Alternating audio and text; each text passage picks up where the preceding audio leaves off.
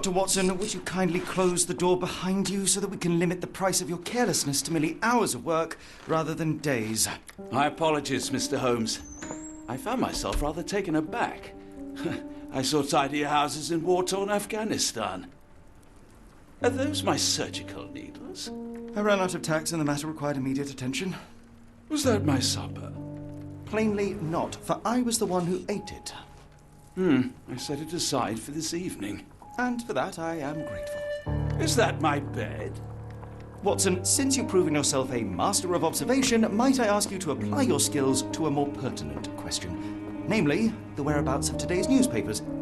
They are the key to everything. The newsboy is usually reliable.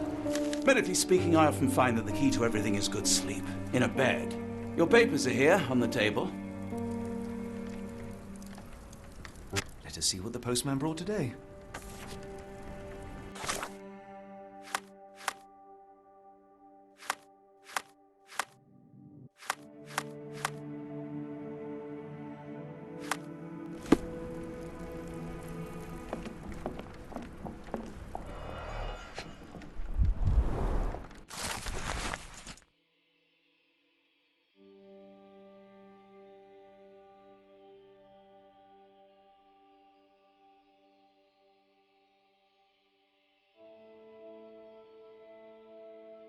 Local gossip, all of it uninteresting. Your order from Barnes' bookshop has arrived, Doctor. Barnes insists on delivering the books to our door, even though we could easily walk to his shop. That's good service. Another letter from Werner. I never reply, but they keep coming.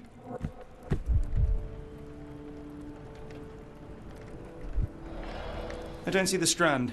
Where is it? Pardon me? I am on the precipice of uncovering a pattern of crime across London spanning many months and involving many men. The missing paper cannot be a coincidence. That's preposterous.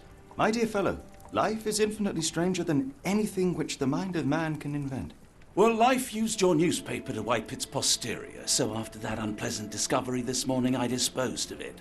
But in lieu of the Strand, perhaps I can deliver you something equally tantalizing. I have just returned from a patient of mine, Captain Stemwick, who... No, that will not do. Grab your coat, Dr. Watson. Let us hope nobody has collected the dustbin.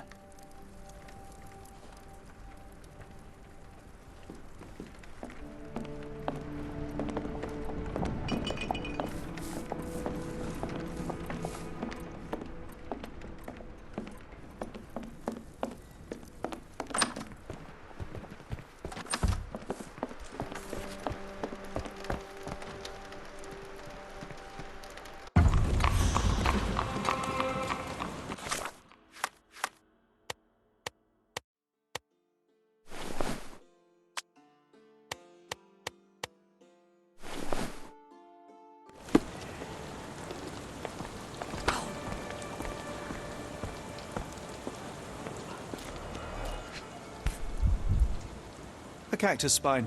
If it gets in your skin, it's awfully tricky to remove, and when laced with poison, the perfect assassination tool.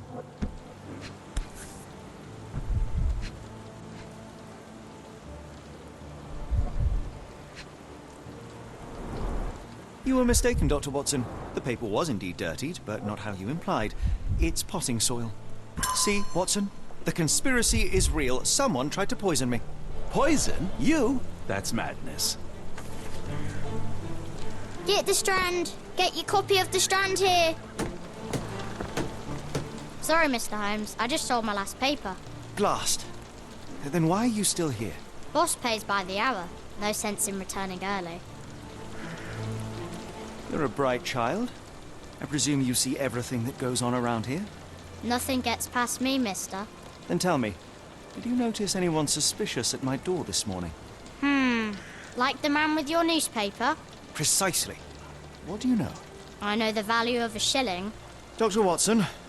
Cool, now I can take the day off.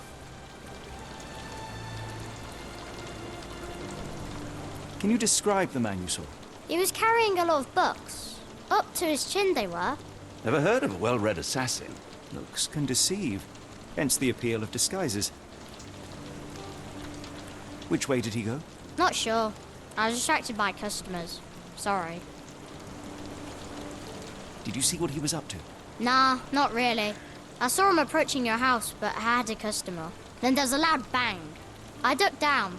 Not because I was scared, because I wasn't. I had to protect the merchandise, and all I could see was him kneeling at your door. All right. You earned your shilling. That'll be all. Thanks, Mr. Holmes. Maybe I could be your eyes and ears, if you have more shillings.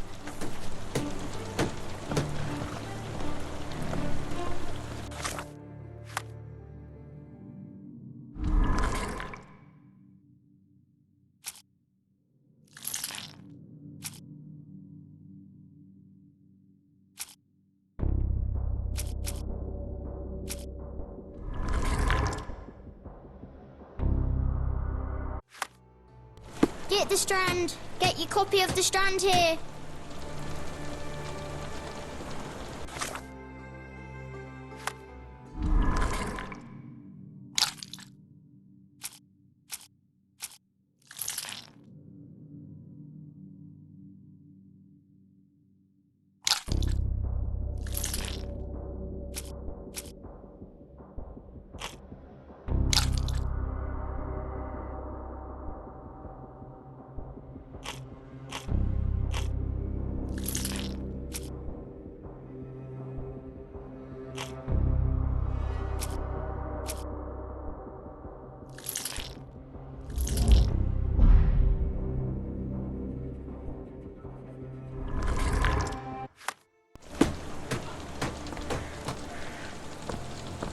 Get the Strand! Get your copy of the Strand here!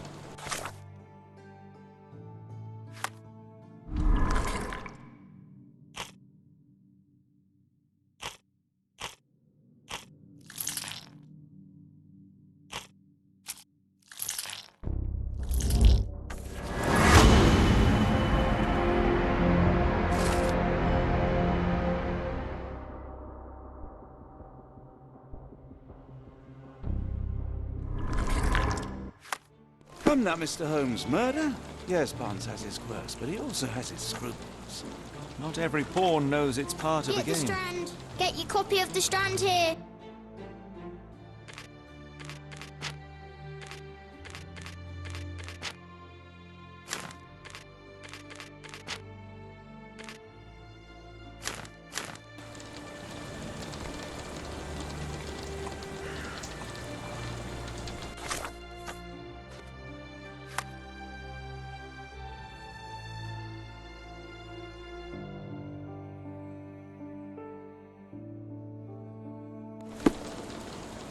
Get the...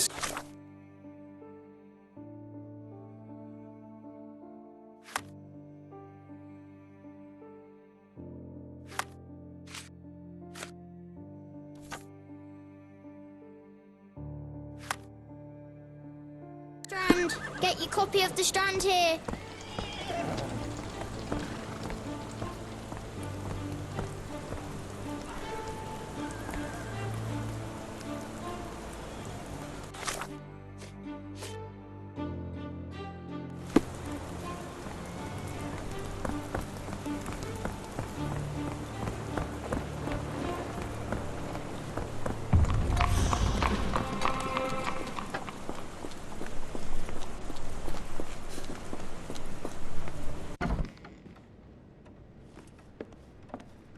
Do you even have enemies that would want to kill you?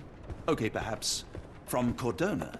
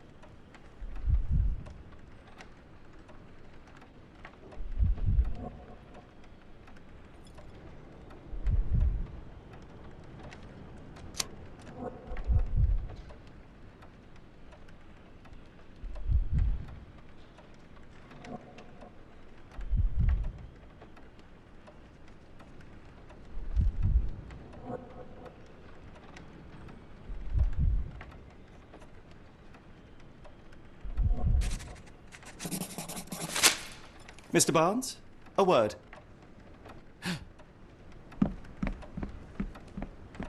Oh, for goodness sake.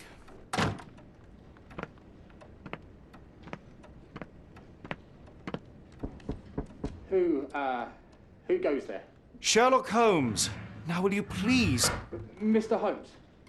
Golly, I did not see you come in. Would you care to answer some questions for me?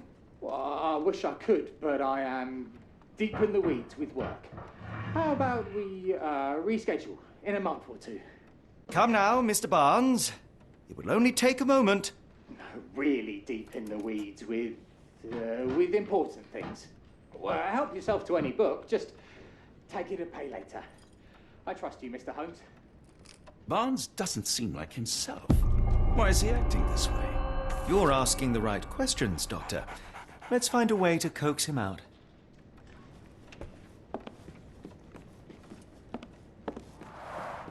The ladder is broken, recently, judging by the freshness of the wood.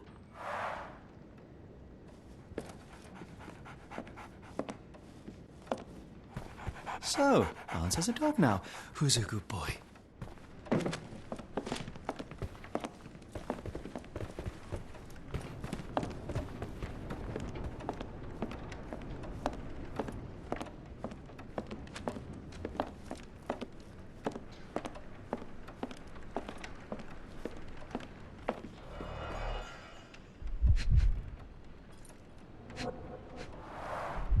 Finest view London has to offer.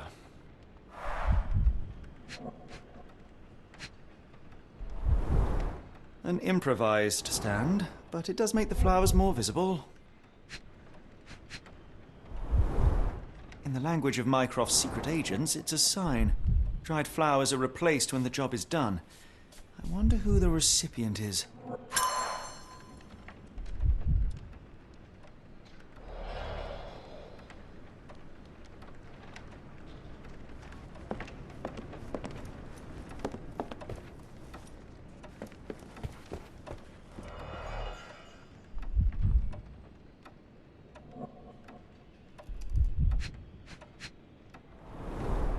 Basics of cryptoanalysis, cryptography in Egypt.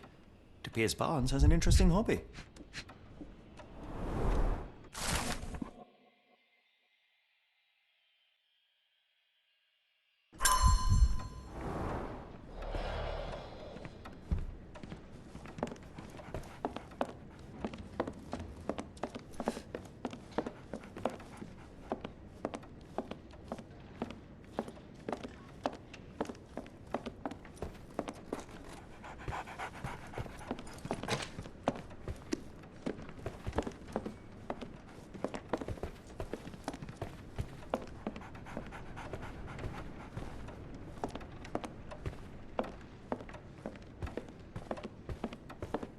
I could hardly imagine anything more macabre.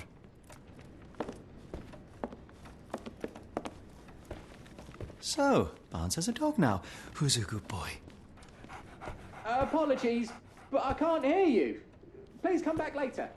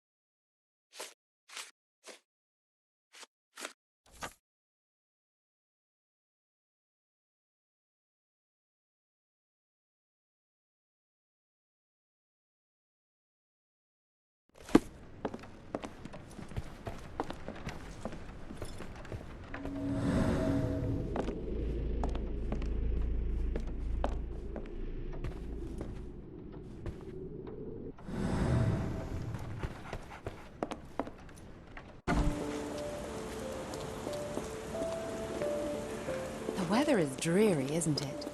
To be fair, my flowers could use the rainfall.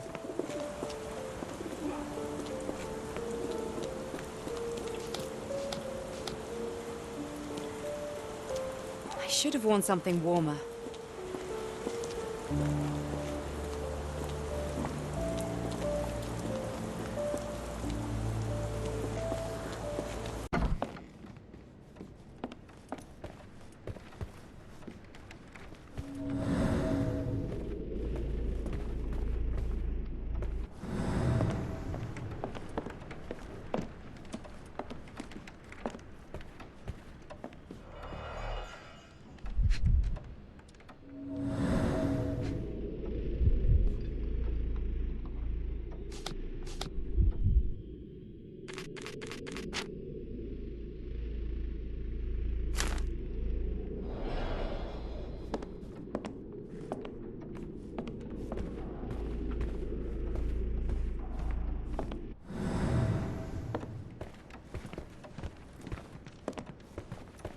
So, Hans has a dog now. Who's a good boy?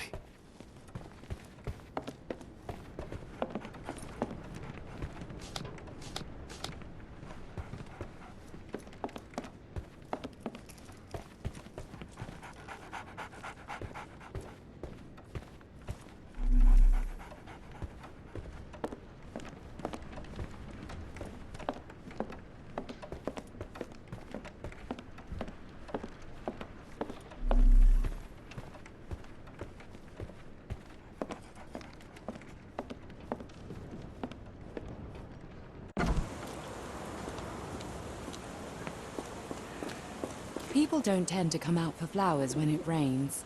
Perhaps I should try selling door to door. Encouraging people to stop and smell the roses? Our national emblem. God save the Queen.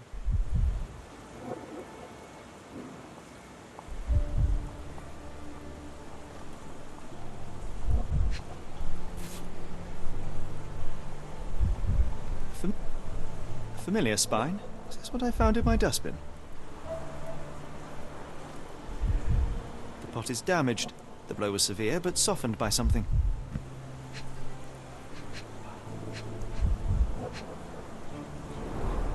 It must take patience and care to produce a bloom so beautiful. I imagine so. I merely sell them.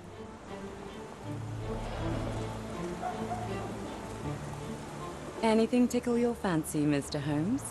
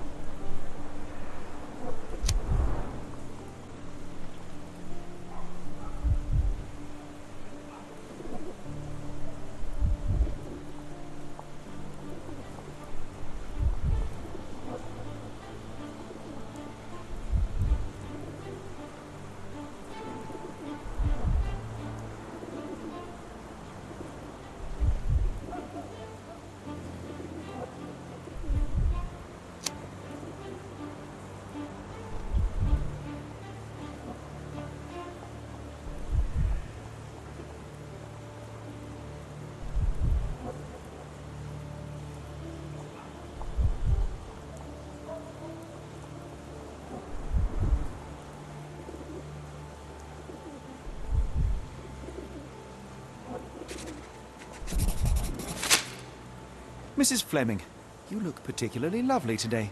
Is there a reason? Does a woman need a reason to look or feel beautiful? No, but your distant look suggests you seek one man's gaze in particular. Who told you that? Nobody.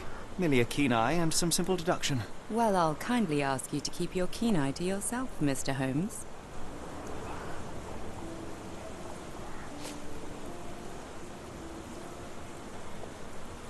I don't know anything about this, sorry. One of these things is not like the other. Come again? The cactus. Those fearsome spines can prove a devil to remove, and the sap is often toxic. And a rose thorn can give you tetanus, but we still grow them. The cactus seems comparatively harmless, though you have me thinking it must be valuable. I was under the impression that you knew its price already. Your guess is as good as mine. The first time I saw this cactus was when I came back from my break.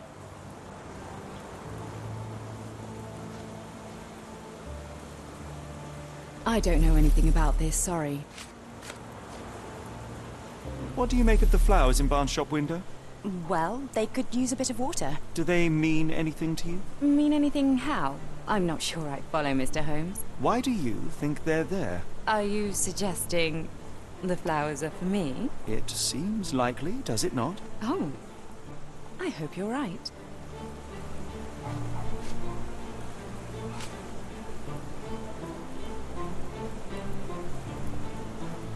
I don't know anything about this, sorry.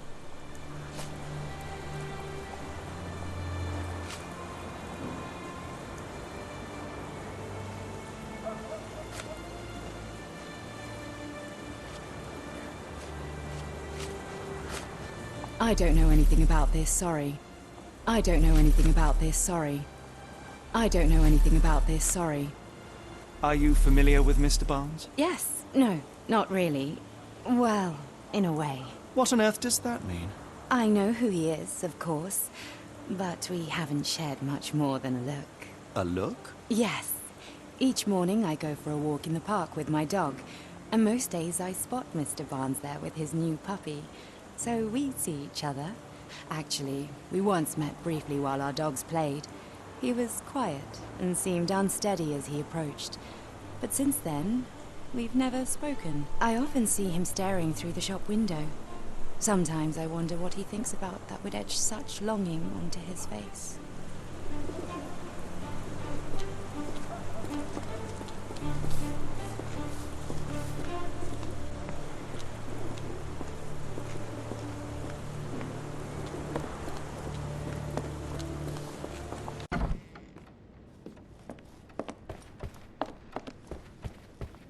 So, Barnes has a dog now. Who's a good boy?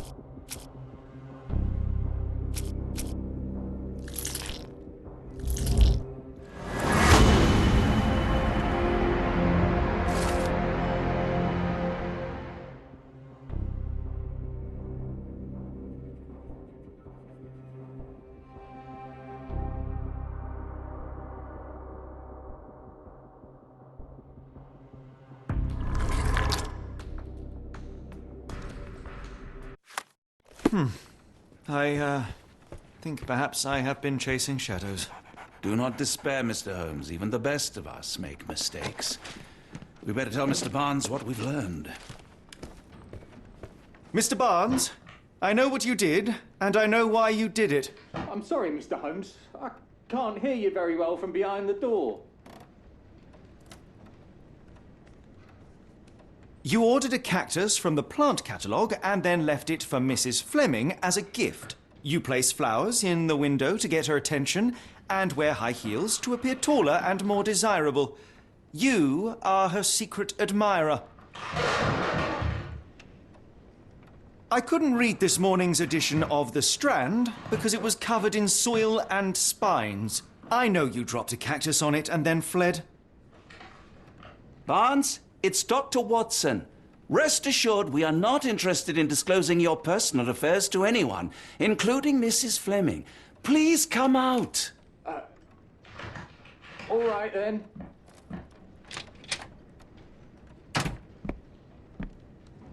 So, you know what happened then?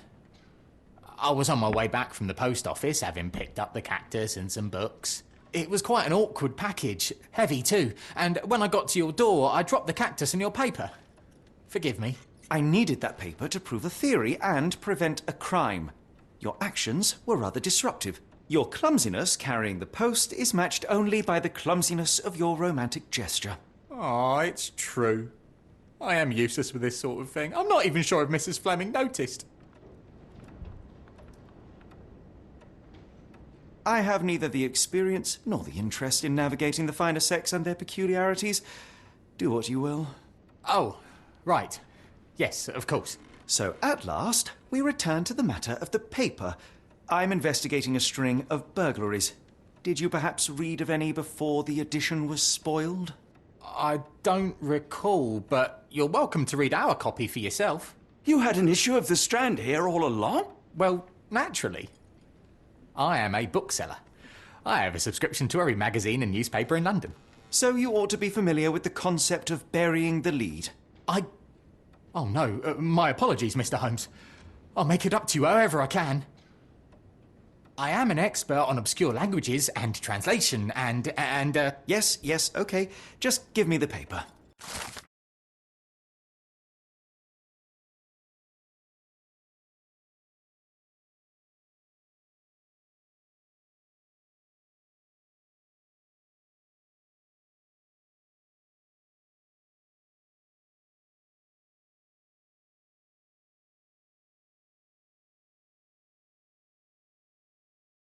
Come, Dr. Watson. Let us put this matter behind us. Farewell, Mr. Barnes. I hope to hear good news about you and Mrs. Fleming.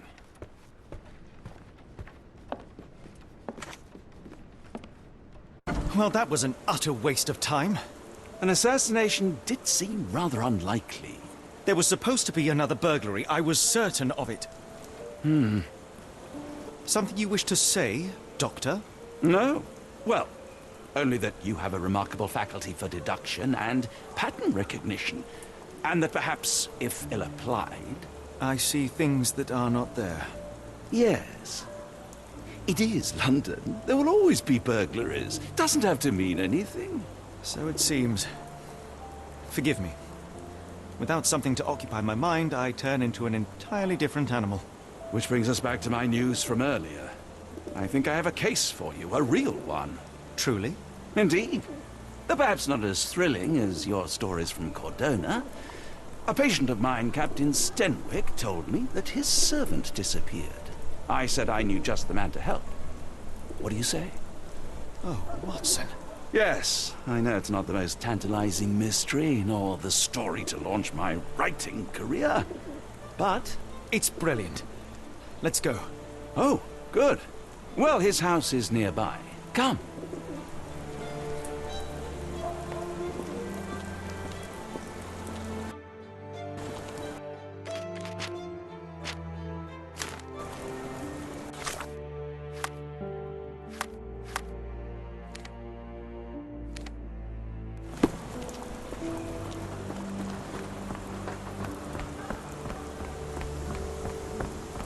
Not much further now.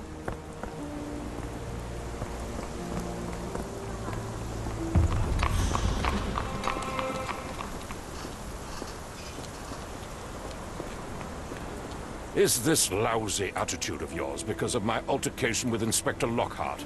Did he put you up to this? Sir, the inspector has nothing to do with it. I'm telling you the same thing I tell anyone seeking a missing person. Good day, gentlemen. Forgive the intrusion. Captain Stenwick, this is my colleague Sherlock Holmes, the consulting detective I told you about. At last, a professional. This useless officer refuses to do anything about Kimmy here, my missing servant. What was your name again? I shall be certain to inform your superiors. Sergeant Ruffles. And it's my superiors who made this decision, sir.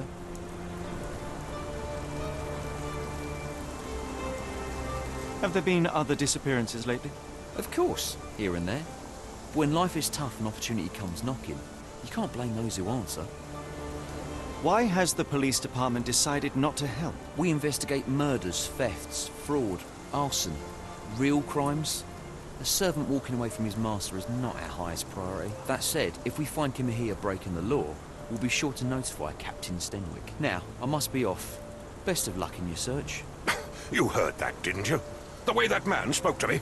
I shall need your written testimony. Then we can lodge a complaint. Captain, perhaps Mr. Holmes' time is better spent learning about your servant, so that he may begin his investigation. Ah, yes. Quite right. Fire away.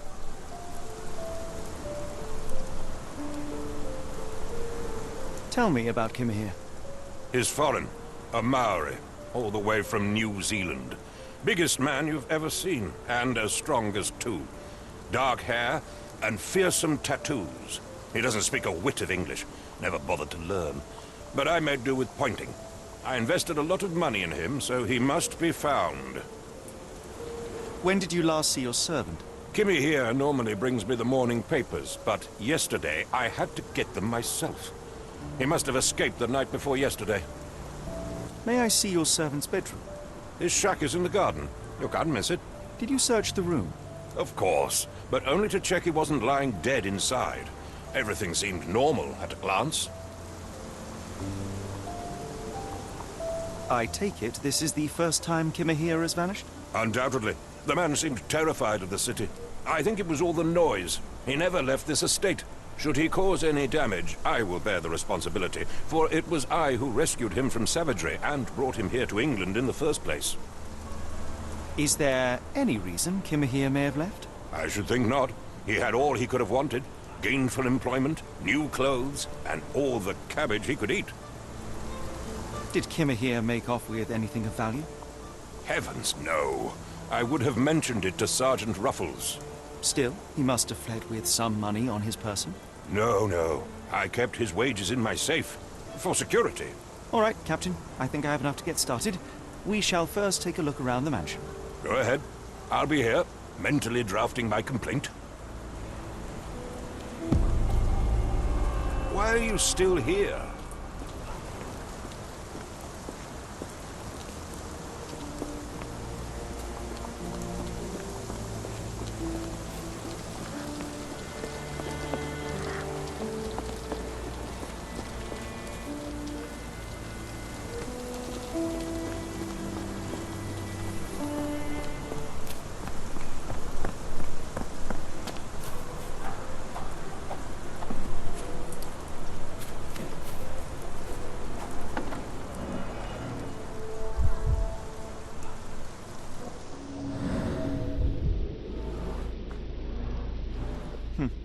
Looks like a knee print.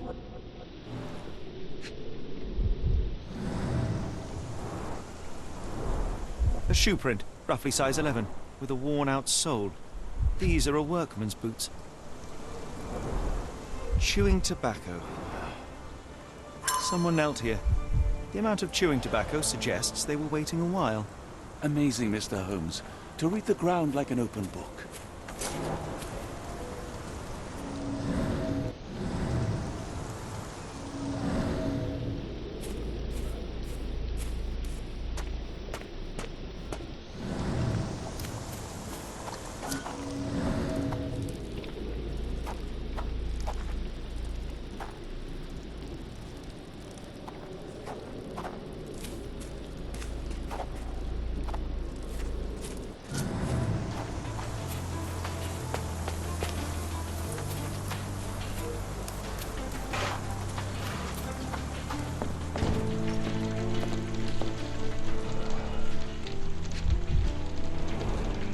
scrap of Hessian.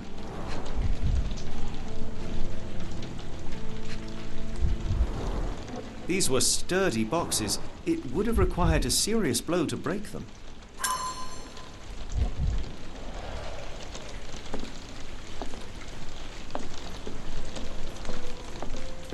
No air coming through it.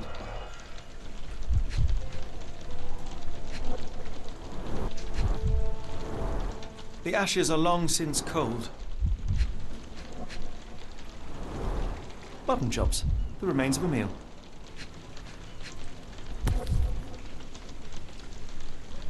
A heavy chemical odour. Lend me your nose, Doctor. I'll never forget that smell after my time in Afghanistan. That's an opioid, Mr. Holmes, a narcotic. Clothes made of Hessian. Is Stenwick really so miserly?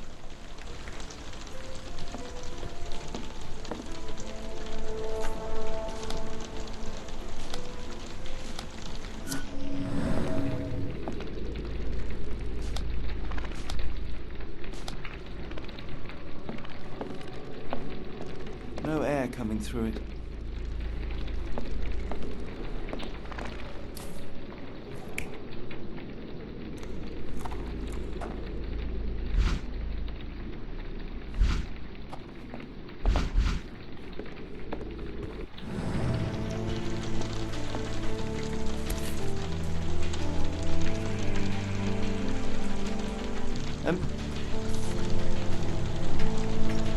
A Maori nose flute. Ngurus, they're called.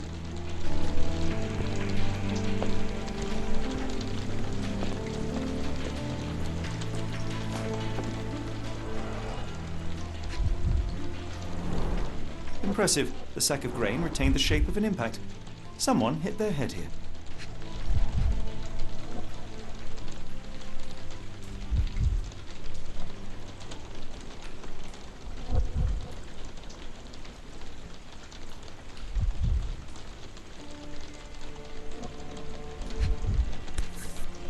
A small Navy spyglass.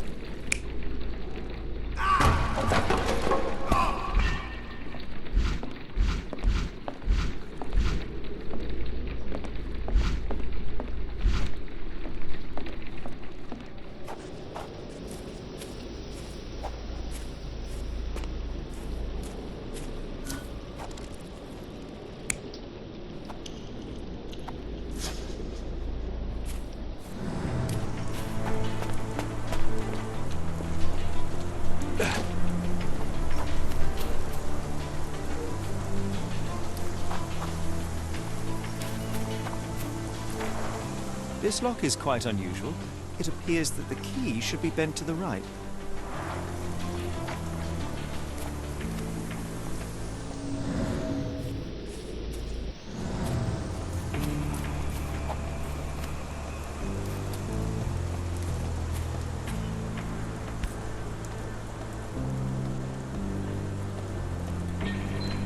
The rag reeks of smoke. Someone plugged the chimney.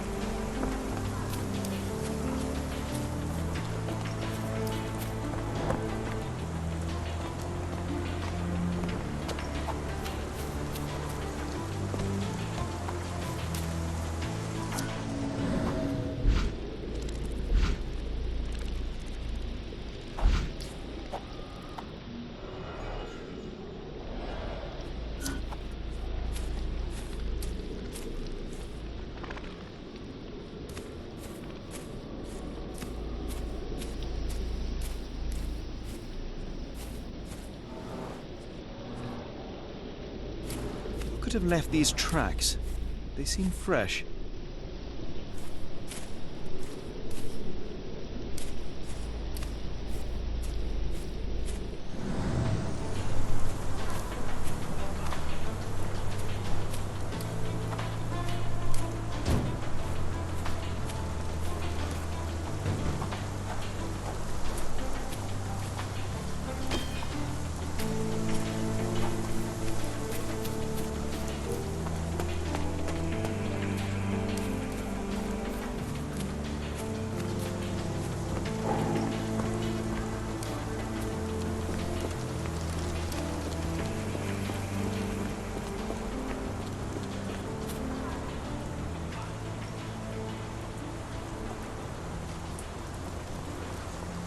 I thought you were meant to be intelligent.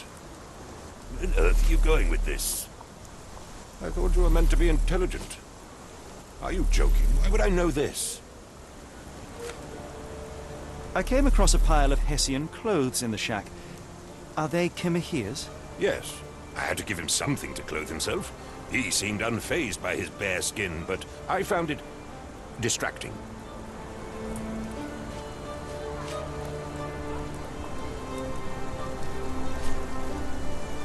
Has Kimahere ever indulged in tobacco? No, the man doesn't even drink. Are you certain? I found chewing tobacco in the garden. I controlled Kimahere's expenses since he struggled with the currency. I would have known if he used tobacco. Is this spyglass familiar? I don't recognize it. Could it be Kimahere's, perhaps? I doubt it. I never saw him with it, nor could I suggest how he might have come by it. The door to your garden has an interesting lock. Yes, I have uncommon locks on every door of my mansion. It makes them harder to pick. Kimahere and I both had a set of keys. I'll need to borrow them. No, you'll need to do what I tell you to do. Examine the garden. Do you happen to know Kimahere's shoe size? I wouldn't have the foggiest. But I'm sure it was enormous. Not that it matters. He spent his life barefoot. Despite my best efforts, he simply did not take to shoes.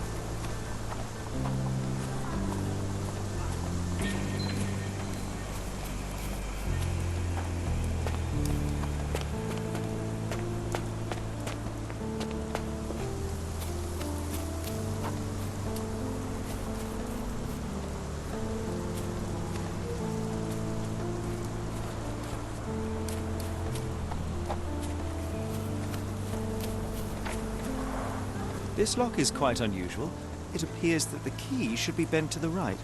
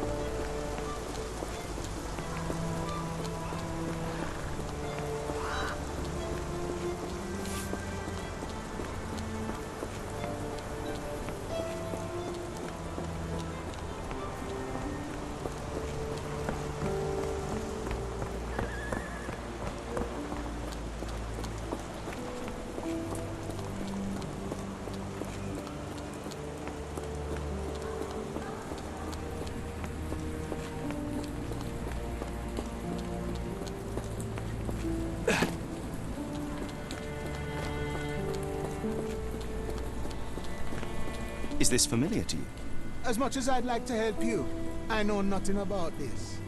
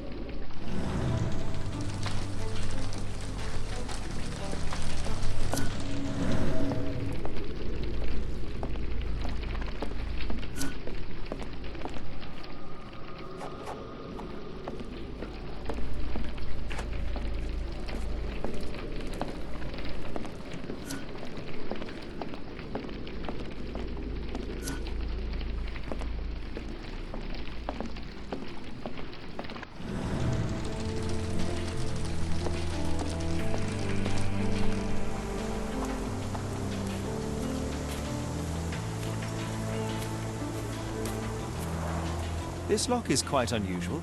It appears that the key should be bent to the right.